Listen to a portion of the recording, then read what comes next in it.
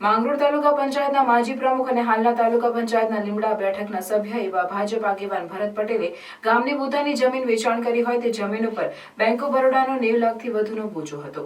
બોજો હટાવવા bank of બરોડાના ખોટા દસ્તાવેજી પુરાવા ઉભા કરી રેવન્યુ વિભાગમાં રજૂ કર્યો હતો. તે ખોટો હોવાનું બેંકે જણાવતા માંડવી પ્રાંત અધિકારી દ્વારા ભરતભાઈ તેમજ નોટરી વિરુદ્ધ પોલીસમાં ફરિયાદ નોંધાવવામાં આવી છે.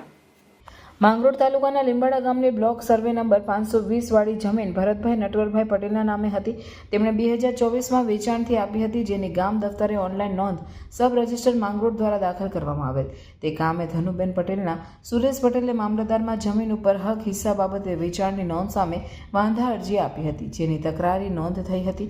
આ કેસમાં તંત્ર દ્વારા રજૂ થયેલા કાગળોની ચકાસણી કરતા જમીનની અંદર બીજા હકમાં સેવા સહકારી મંડળીનો 16 લાખ રૂપિયાનો બોજો તેમજ બેંક ઓફ બરોડા અરટ શાખાનો 95 લાખનો બોજો હોવાનું બતાવ્યું હતું. જેમાં અરજદાર દ્વારા બોજા મુક્તિ માટે રજૂ કરવામાં આવેલા કાગળોમાં બેંક ઓફ બરોડા અરટ શાખાનો 95 લાખના બોજો કમી અંગેનો પત્ર નોટરી દ્વારા પ્રમાણિત કરેલી નકલ રજૂ કરી હતી. જે બોજા કમીની નકલને સર્કલ દ્વારા બેંકમાં ખરાઈ કરવા મોકલતા બેંક મેનેજર અજીત યાદવ દ્વારા આ પત્ર ખોટું હોવાનું જણાવ્યું હતું.